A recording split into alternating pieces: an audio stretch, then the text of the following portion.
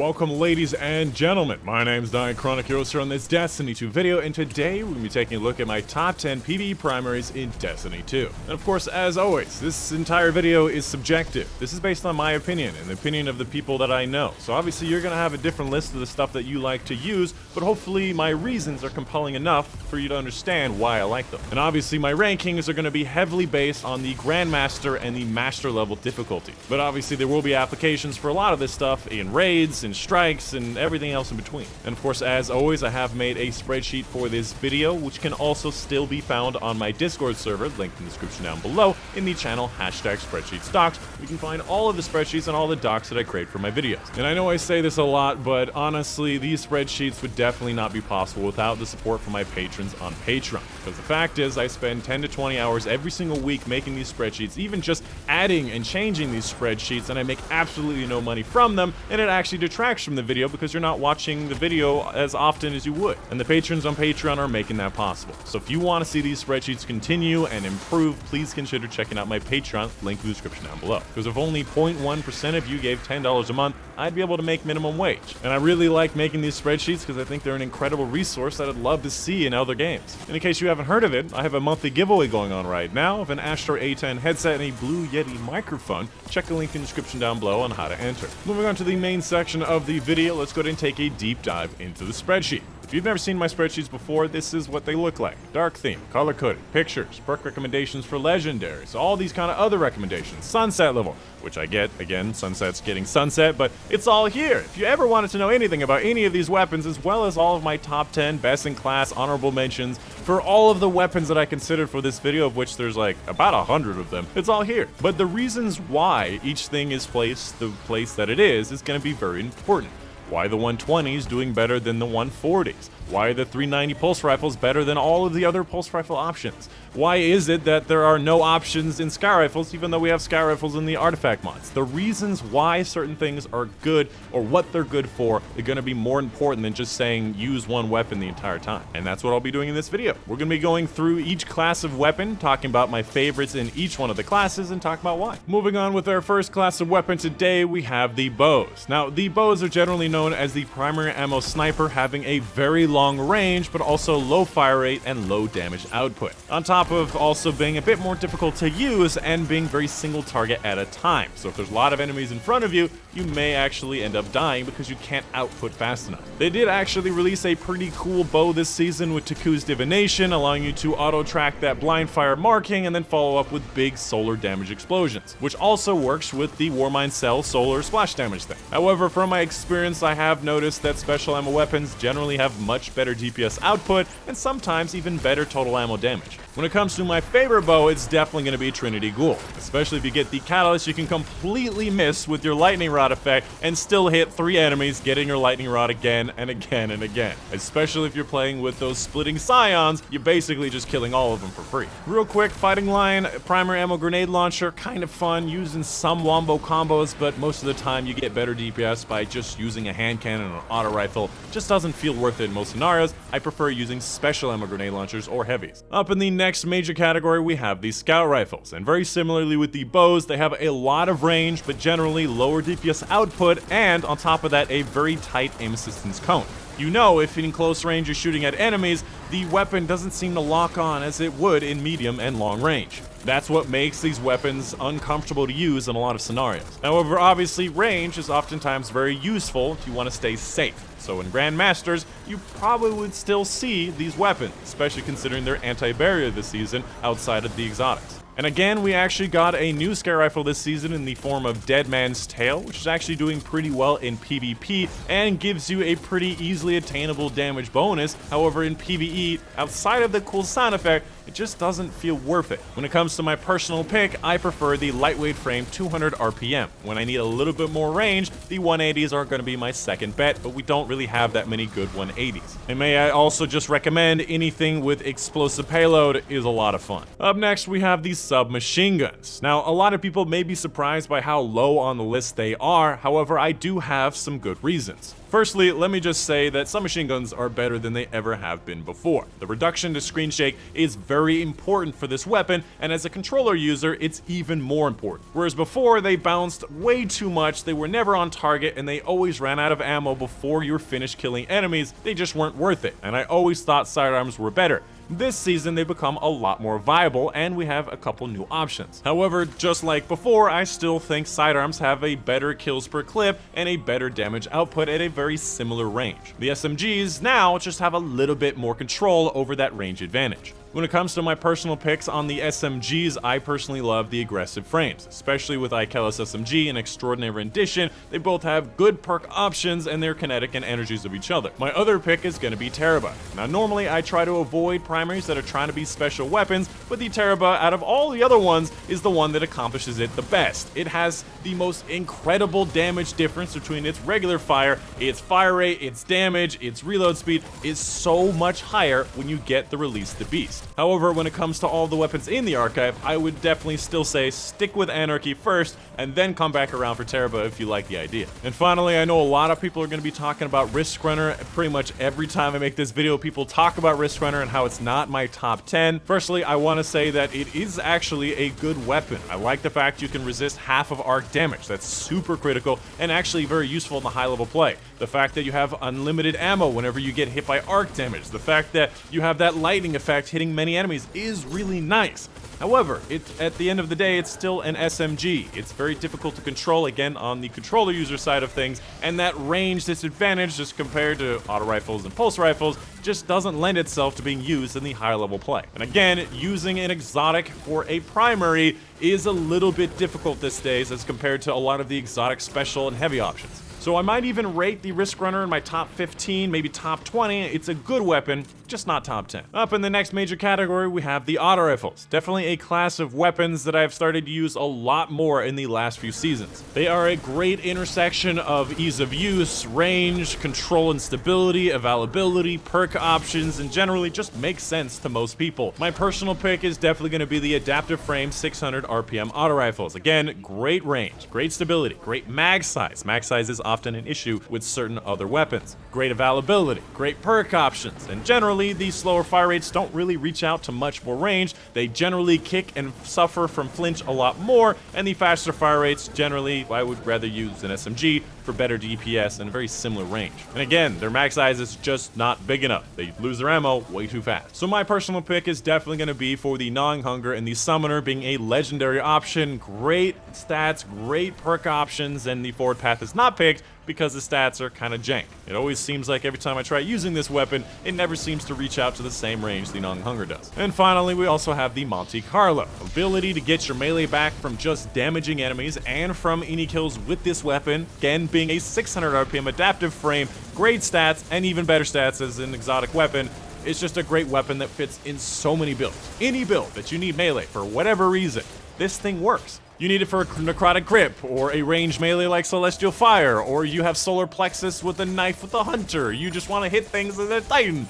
Monte Carlo, it does such incredible things. Up next, we have these sidearms. Now, I really like sidearms. I think they're one of the most fun weapons in the game, and I honestly would use them in Master Nightfalls and below. However, I was pretty highly criticized last season for putting the 3-burst and the 2-burst sidearms at like number 2, which probably was a bit much. So this season, I've been a bit more conservative, I've analyzed it a bit more, and I still think these sidearms deserve number 5, especially these 3-burst sidearms. And when it comes to these sidearms, generally these sidearms are good for a couple of different reasons. First of all, they have very high damage output, definitely more than that of SMGs, while reaching a very similar range. A little bit less, but similar. And with that, the 2-burst and the 3-burst sidearms have a very high kills per clip. Usually anywhere from 2 to 5 kills per clip, where SMGs are in the neighborhood of 0 to 2. And perhaps this is more of a personal thing, I just probably haven't gotten a good enough roll, but the brass attacks, I probably need to get more stability enhancements as a controller user. It does kick a bit. But when it comes to this personal pick, these 3-burst sidearms, especially considering there is a kinetic and an energy option,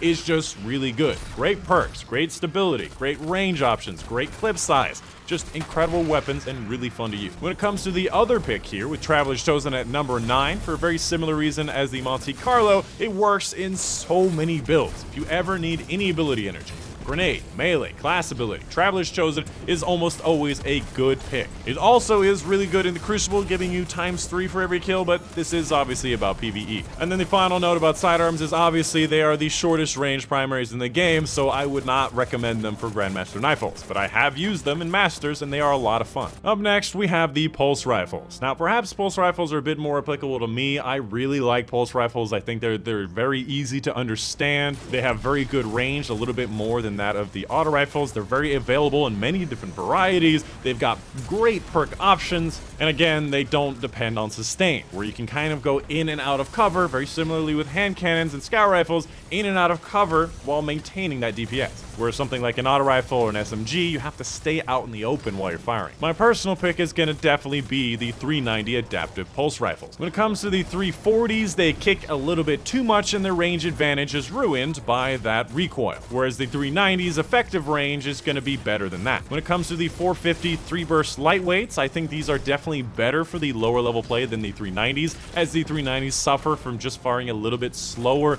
being a little bit more difficult in close range. The 450 aggressive 4-bursts are very similar to the 390's effective range, however we don't have that many great options and it still kicks a little bit more. And finally, the 540s are just all over the place. You accidentally burst constantly, and I generally would prefer to use an auto rifle at the same range. So yeah, the 390s are definitely going to be my pick. They've got good stability, good handling, good range, good perk options, availability. We have so many options these days, we don't even need new options because sunsetting's going out the window. When it comes to the exotic weapons, Graviton Lance still functioning pretty poorly. The explosion and the Axion things don't do a lot of damage. It's more of a scout rifle. No Time to Explain is a better version of the 340s, but suffers from these same issues. Bad Juju is actually a lot of fun. It works in a lot of super builds. However, it's still an exotic primary. Vigilance Wing is more of a PvP weapon. And finally, the big one, Outbreak Perfected. People really love this weapon because it does high DPS on a sustain on a target, but generally, from my experience, you're better off with a special weapon doing that DPS, especially an exotic special weapon,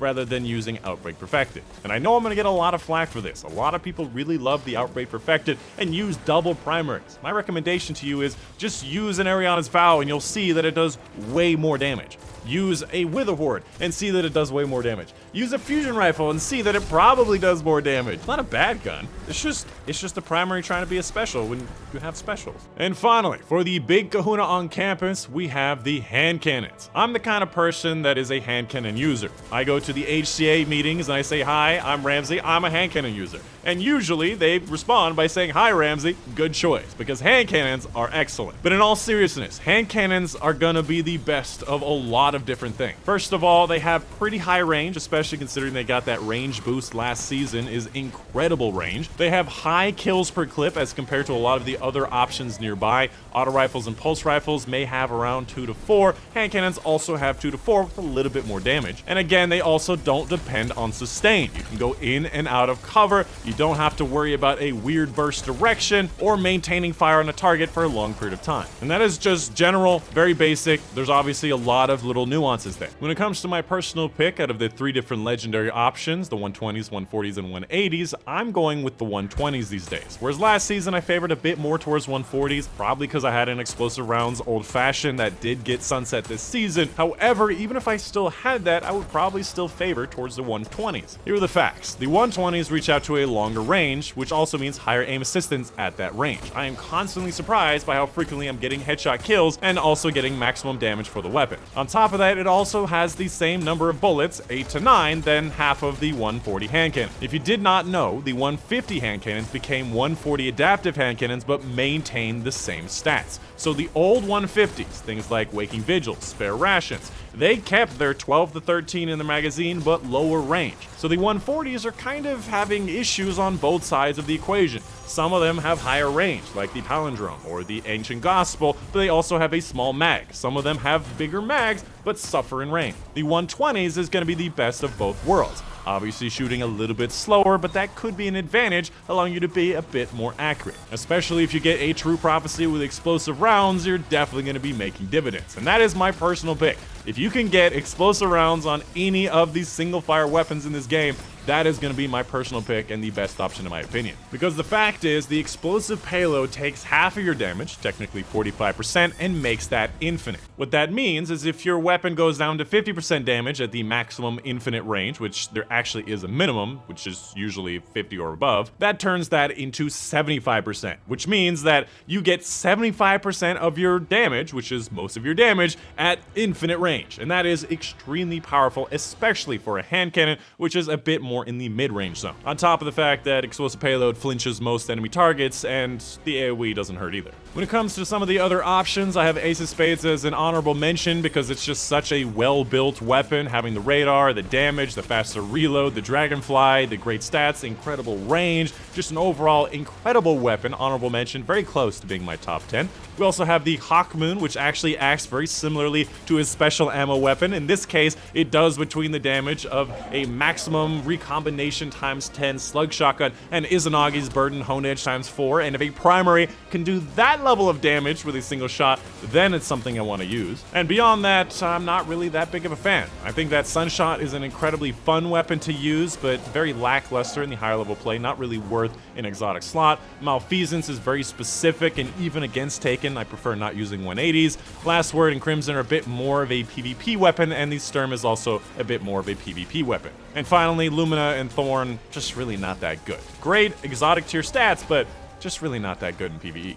And that is gonna be pretty much it. That is the end of the video. Again, these are all my opinions of how I use these weapons. You are obviously gonna have your own opinion of the weapons that you like to use. And if you do, please do let me know in the comments down below. If there's something you think that I missed, I wanna incorporate it for next time to make the list even better. But if you're gonna be telling me what you like, please tell me why. Because if you don't tell me why, I'm gonna assume that you're a troll or you're just trying to start something. And of course, also let me know what you want to see for the next top 10. Obviously, I have a lot of top 10s to get through the season, so I'm going to make a community poll that I'm going to release on my channel on YouTube, where you can vote on what you want to see for the next one. That'll release pretty much right after this video goes live. And of course, as this is the end of the video, I got to give a big shout out to my patrons on Patreon. Really, without their help, these spreadsheets would not be possible. There was a point in time a couple months ago where I thought about stopping the spreadsheets because I needed enough money to survive, and I was supposed to get another job. The patrons on Patreon are making this possible, so thank you to them. If you want to see them continue, again, link in the description down below. Specifically, I want to give a big shout out to Medibuju, Mom Dad, Shadow Moon, Joe Smith, Mundy, Natalie Happens, Steve Bachnuis, Justin Herrera, Raymond Showman, Unit Panther for their support. Good enough, and that's the end of it first try.